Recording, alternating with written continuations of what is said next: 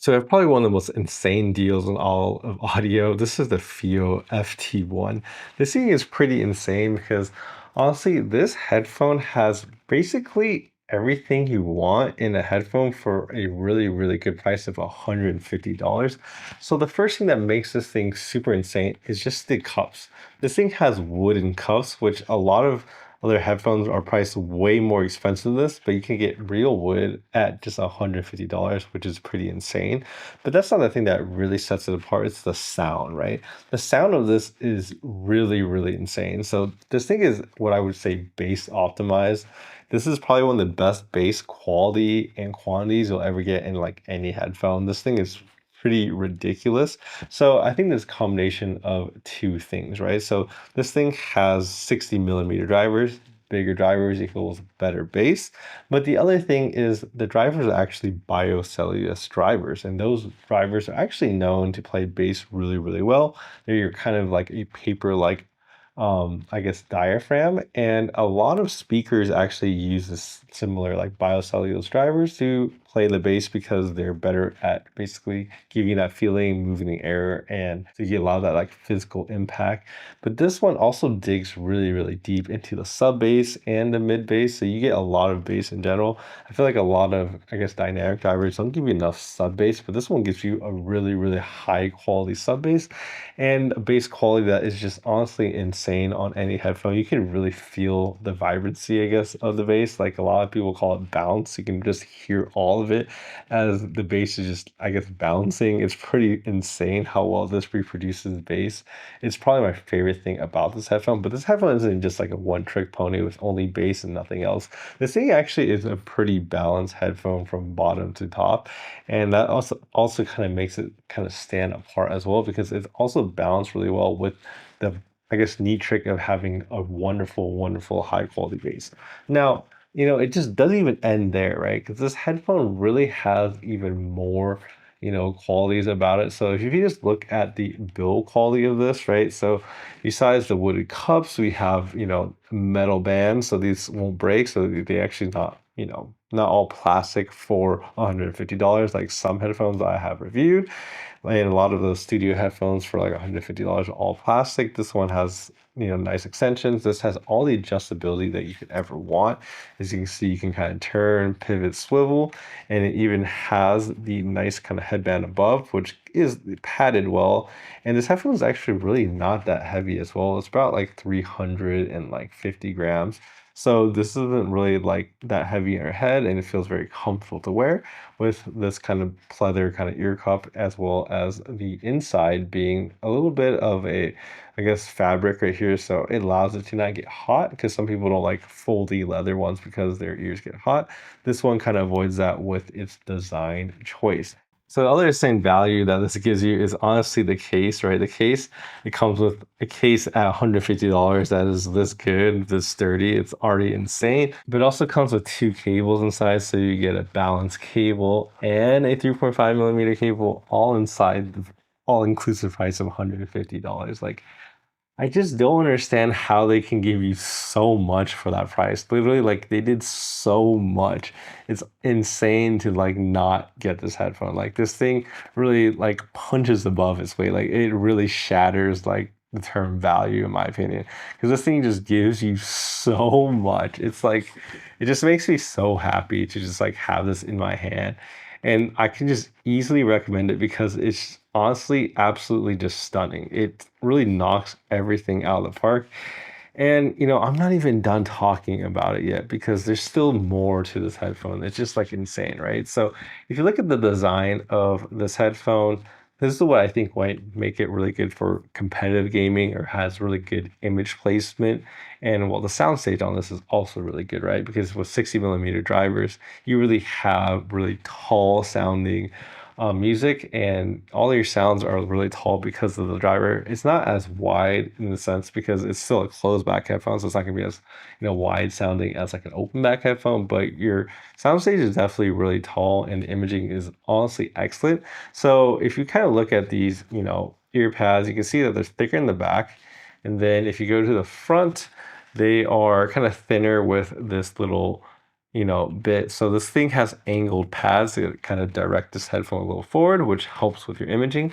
But then beyond that, they actually have, well, take off this pad. And you can see it has angled drivers as well, which is just insane. So the drivers are angled forward, giving it even better image placement. So things sound really, really close to the center in front of you rather than more to the right or to the left. And I find this really amazing when you're just listening to music and trying to track where sounds are. You can get a very accurate position. But really, when you're playing video games, playing Valorant, competitive FPS, you're listening to some footsteps, you're trying to pinpoint your enemies. This thing just absolutely excels. It just dominates, honestly. For a close back with that good of an image placement, this is easily my recommendation if you're looking for a high quality competitive gaming headphone, or you want a headphone that is really good at tracking, where place things are in, like, I guess, the 3D landscape or soundscape, right? So the other thing is this biodynamic driver inside. This thing is some high quality sound. Like, it is pretty insane the amount of detail you get. I actually compared this one to their prior headphones. So the prior headphone is this Fiio JT1. This was, I think it's $70 is what they had. And this headphone, honestly, the tuning of it is probably pretty similar to the, JT1. I think the sound quality and the driver quality just isn't really as good as the FT1. The JT1 definitely kind of sounds like, a $70 under $100 headphone. Well, I feel like the FT1 can really compare with the big boys. Like, I've heard way more expensive wooden headphones that don't sound as good, don't have the amount of sub bass this has, doesn't have the snappiness and the quality of these drivers. Like, I feel like the detail of this really is something you expect from, like, more pricier, like, $300, $500, even beyond headphones. The kind of detail you get is very, very, very good. And I think the bass quality, like I said earlier, is almost unmatched. Honestly, I haven't heard a headphone hit this hard. Like, you can feel the bass and hear, like, every single nuance and detail of it. It's pretty insane. And the fact that it digs really deep, right? So if I haven't chilled this enough, like, yeah, this is a awesome, awesome offering from Fiio. And really, that's like how I really feel about this. Like, I'm very excited to tell you guys, like, this is like, if I have a recommendation list, which I do, I'm gonna have to update it down below. I'm putting this like as number one. Like, that's how serious I am about this headphone. Like, this thing is number one on my recommendation, because if you're looking for just pure value and good sound quality, everyone's gonna love this. Because if I talk about the tuning of this time, I would say it's more like V-shaped-ish, not really V-shaped, because I feel like you're getting a lot of the bass, you're getting a little boost in the bass, you're getting the mid-range is pretty full. It's only when you get to the kind of lower treble, or I guess the mid treble, where this headphone just has just a small dip right there. And what that really means is you hear all the mid-range, but when you get to, like, the higher ranges of the female vocals, they do sound a little bit more step back, not as forward, and it sounds a little bit more, I guess, distant. And so in those little upper ranges, you can definitely hear that in comparison to, like, the JT1 or a more vocal forward headphone, like the famous Sennheiser HD, 650 or 6XX. Those will have a little bit more of a full vocal voice because they just fill in the region a little bit better. But it's really my only, I guess, minor tuning complaint. And some people might like that because then, it just sounds a little bit more bigger sound stage, I guess, for some people. But really, for me, that's probably the only area that I would, say that it could use more of. It could use less, personally. Maybe in the treble, there's around like the 2K, 3K in the treble, which is like the lower treble, and maybe a little bit of the upper treble could be reduced a little bit, because they are a little bit more emphasized in a sense. But it really depends on the song that you're listening to. Really, I didn't really have really much issues with the treble, but there's some, I guess, treble peaks to it. But honestly, overall, the sound is very, very fun, bassy. You hear all the vocals, and it's just extremely detailed. And so really the tuning really leans heavily to people who are more into, I guess, consumer sound. The consumer sound has a lot more bass. Everyone likes better quality bass. If you want to listen to your EDM songs, your rock songs, your pop songs, everything like that, I feel like this headphone sounds really good. And it's not really the, audiophile in the classic like flat bass type of sound that's like very boring. This is a very fun sounding headphone if you haven't heard that enough. So I feel like a lot of new people who are looking for an audiophile headphone at not a very expensive price are going to really like this one because it has really good bass and they won't be missing out. I feel like that's probably the thing that makes it even easier of a recommendation for me because I know a lot of people are just simply going to enjoy this headphone outside the box. All right, so let's continue with our comparison. So the FT1 versus the JT1, right? So the thing is the bass quality is just not the same.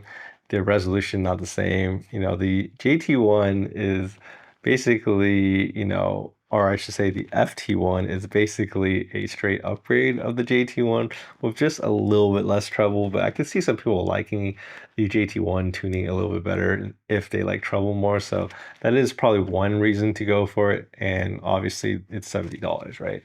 Now moving up to their more expensive headphone, we have the good old FT5.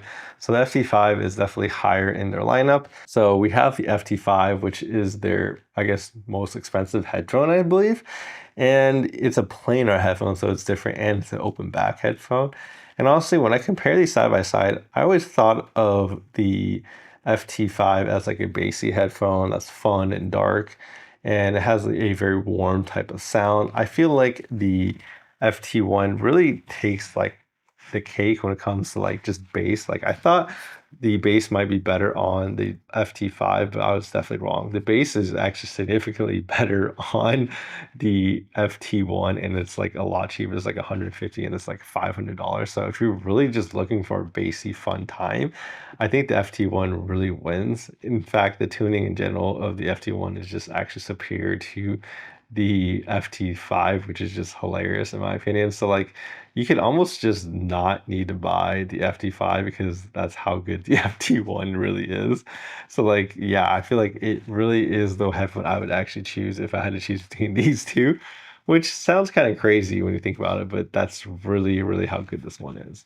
And like overall, like when it comes to sound, like you have more sub bass on this one, you have better mid-range, fuller mid-range, and even the treble is also better accentuated on this headphone. So across the board, the tuning is just way more refined, I guess, if you're looking for a more neutral type of sound than the FT5. But the FT5 has this like warm, fun, chill type of sound that a lot of people like. So they're obviously made for different people. But if you're looking for those like more neutral type of sound, then obviously the FT1. So another headphone I actually want to compare it to is the Shure 840A. The Shure 840A is really my kind of recommendation for $150 headphones before.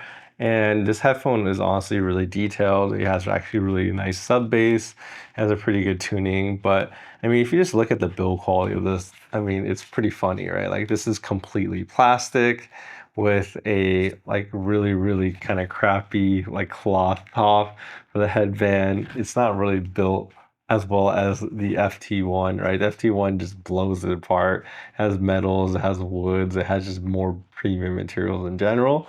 And yeah, you even get better case. This one gives you like a soft case with a faux leather, and then it only gives you one cable that's 3.5. This gives you a balance and a 3.5 cable. So like accessory wise, it's better. Sound wise, if you like bass and dynamics, like feeling the bass, I always say like, the FD1 has tons of that. And then compared to the Shure, it can't compare with just the physicality of the sound. And then for our last comparison, we have the Odyssey Maxwell. This is honestly one of my favorite headphones. For $300, it's a pretty good headphone that uses EQ to tune it. But the main comparison I was doing is really like the bass, right? Like I pretty much put them side by side. And it was like, this is $300, player magnetic, uses EQ to achieve a tuning. How does it compare? And honestly, the texture, the quality, the thump, the physicality, it's just like the FT1 just like blows me up. Like it's just so good. Even the imaging is better than even the Maxwell. So like it really does compare a lot. And I feel like it almost is kind of dethroning the Maxwell as like a recommendation just because it's cheaper than the Maxwell at like $150 and it's also lighter. So like there's definitely reasons why you would go for the FT1 over the Maxwell. Anyways, I hope you guys enjoyed this video of me essentially just shilling this headphone because I really think it really does deserve that. I feel like maybe in 10 years, people will still be talking about this headphone, still be buying this headphone because it's so good. So yeah, this headphone is astounding value if you're an audiophile or you're a gamer. This thing has it for both sides covered, so it's just really, really good. Anyways, I hope you guys enjoyed this video. Please like and subscribe down below. Helps my videos out. I will be leaving links down to, I guess, to where you can pick up the JT one if you're interested. And yeah, anyways, I'll see you guys in my next video.